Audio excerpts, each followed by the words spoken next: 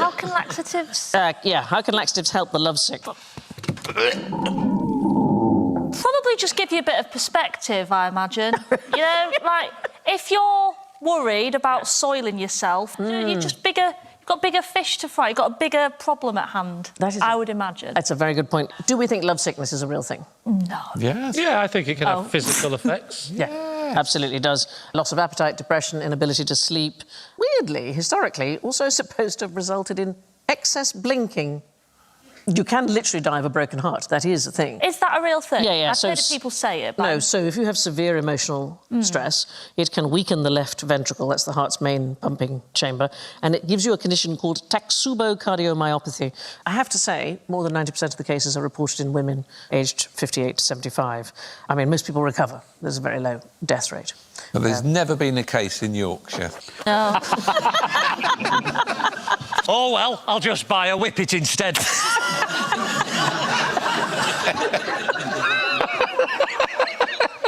I mean, today we blame it on an imbalance of hormones, although historically they used to blame it on the four humours. Anybody know what the four humours were? Frankincense and... Frankincense and myrrh, yeah. It's phlegm and blood and black bile. Blood's one, yes. Bile.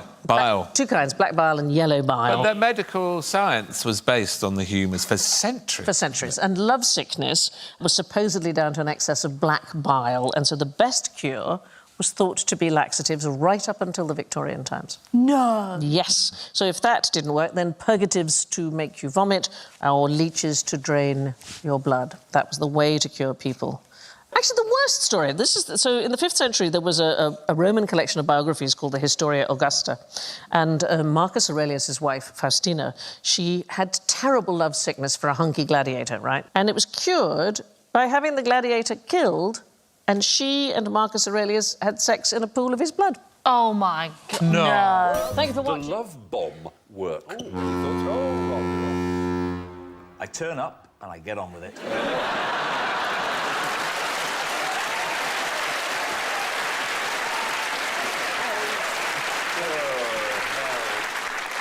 Is a love bomb a bottom noise that can be made whilst you're making love? You know, that sometimes you're enjoying and then all of a sudden, you know it's a bit awkward and you pretend you haven't heard it. Rob, can I remind you of something? I like the fact Your father is in the audience. Just thought I'd remind you. He's up there going, that's my boy.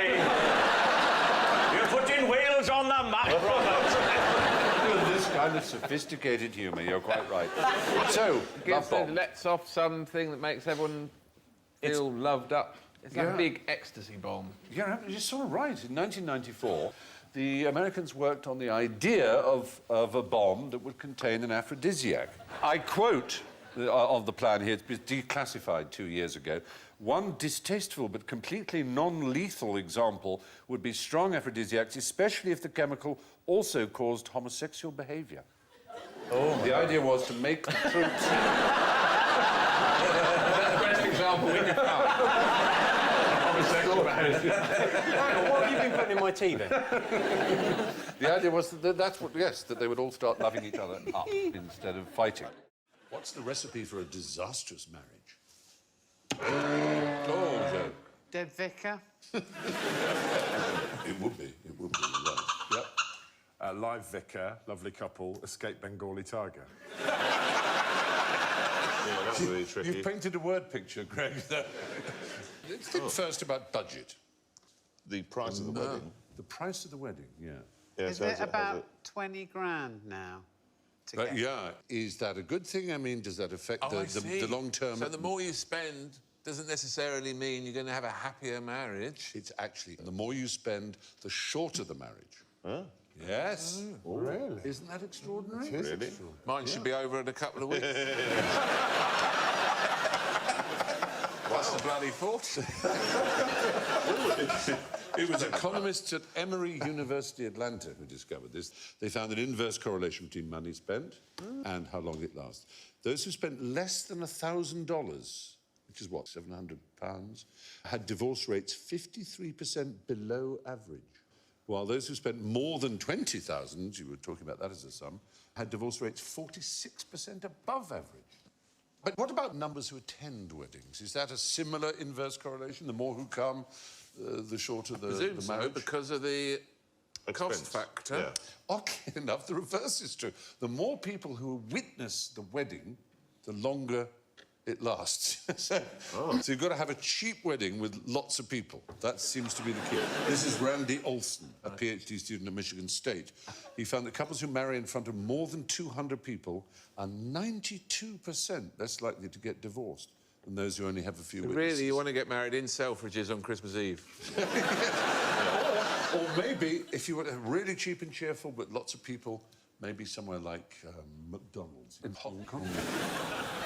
For $900, you could get 200 guests at a McDonald's. McDonald's Happy Marriage. And it's a happy marriage. You get a 2-hour venue rental. You get 50 McDonald Land character gifts. Wow. You get 2 McDonald balloon wedding Yeah, rings. but how many burgers do you get? Come on, give us that info. I'm thinking about getting remarried. It's a very simple ceremony, isn't it? You point to the bride. Do you love it? I'm loving it. How many wives did Henry VIII have? Number 4, please. 6. The 6 wives of Henry VIII. Just because other people have made the mistake, it's no excuse for you to make it too. He had 6 wives. He had major commitment problems, didn't he? I imagine every time he said, "Oh, it's not you, it's me." And then I suppose they had a trial separation, which involved a brief trial and a very major separation. Of head from shoulders, exactly right. It must have been very difficult for the new woman in his life each time, because she'd say, "Oh, I don't know, Henry.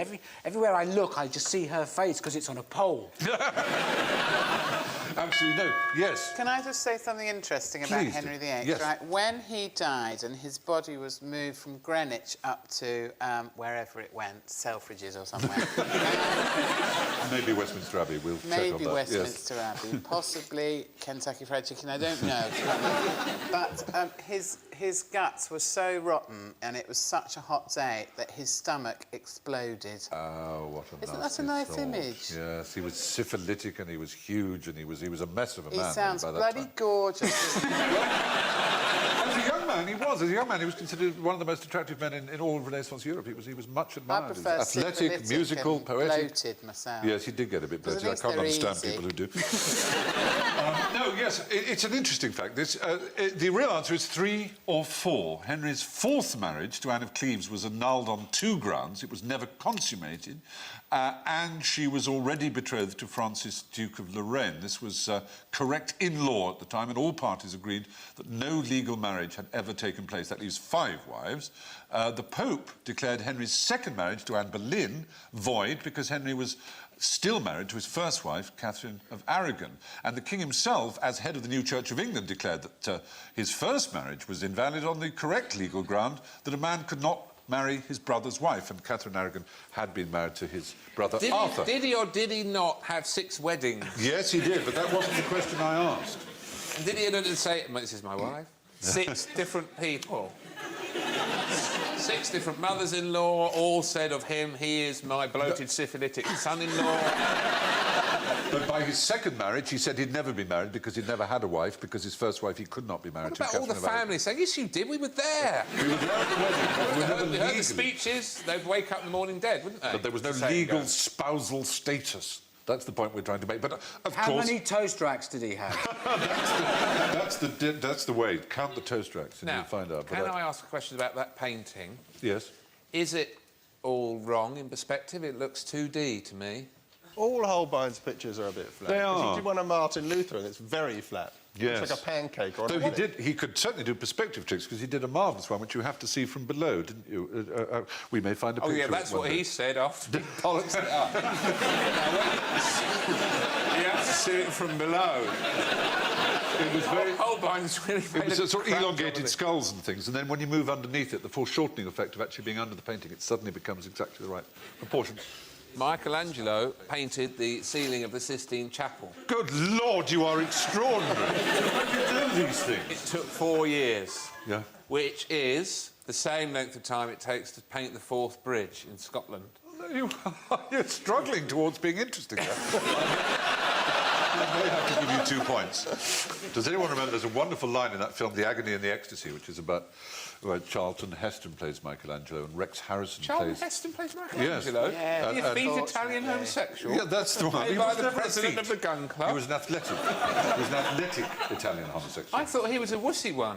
He may well have preferred man-on-man action. That doesn't mean he was Juliet Clary. He could be butch like me.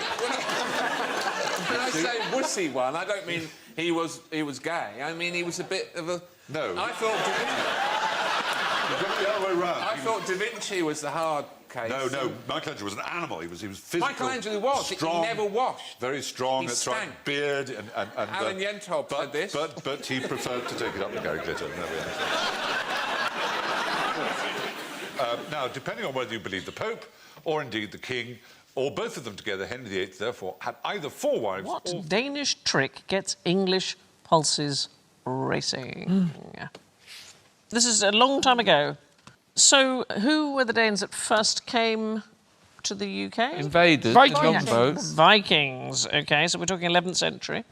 And they seduced English women using the power of cleanliness. No. Yes. Soap. They washed. So, they washed. The great washed met the great unwashed. Yeah, so when they came and, you know, they invaded and established the Dane law, they tended to come without women. They married English women, and this upset the locals very much. But according to a monk called John of Wallingford, the Danes cheated by washing. This is a new idea. The Danes made themselves too acceptable to English women by their elegant manners and their care of their person. They combed their hair daily and took a bath every Saturday, and even changed their clothes frequently, by which means they undermined the chastity of the wives, which is a totally different story to all the rape and pillage thing. Yes. Yeah. Exactly. No. So there is a theory that all of that was written down by Englishmen who'd had their wives taken, that it was rape and pillage, and there is another theory that, in fact, they turned up unbelievably good-looking. They just rowed across the North Sea. Had a bath and went Had a on the bath. pool. Yeah. That guy, I mean, he could pull me. He's looking, don't you think? I'd service a man, you know, if you're going, what's that stuff you use? It's a little... Stops me That was a smelling very like little me. gesture. I would service a man. You would almost imperceptibly service a man. Just a little bit under the arms, please. Come on, Jack. Sure alike. But they did wash, and it was a sort of secret weapon. So there are some experts who suggest that we're not much better than the Vikings, really, in our washing habits. They did a study in 2018. It was the US Centre for Hygiene and Health in Boston, and they claimed that modern-day bathtubs, I don't know whether you guys are bathers or showerers, 100 times as much bacteria in a normal bath as in a rubbish bin. Apparently, they recommend if you are going to take a bath... Do it in a rubbish bin. Well, that, or shower before and after. I've had a water meter fitted, so I just swim at canal. What did you just say? He's had a water I've had meter a water fitted, meter fitted, so now he just swims in the canal. I'm from Guildford, so I'm stuck here. Why might a bath be good for you, even if it's full of bacteria? I think you get lighter in it, and it takes stress off your joints, and it's almost like being in space, but for a shorter period. It improves your circulation and it lowers your blood pressure, which is what you were trying to say, isn't it, Johnny? No, I was trying to say it's like being in space, but thank you, Sandy. Now, this is very exciting. Colette Clark, where are you? Could you stand up? I know that's weird. I love your hair. I have something to say to you. I've got to say to you this. There are 1,000 words, as you know, that can express love. At least, probably more. But for Michael, there are only 4. And they are, will you marry me?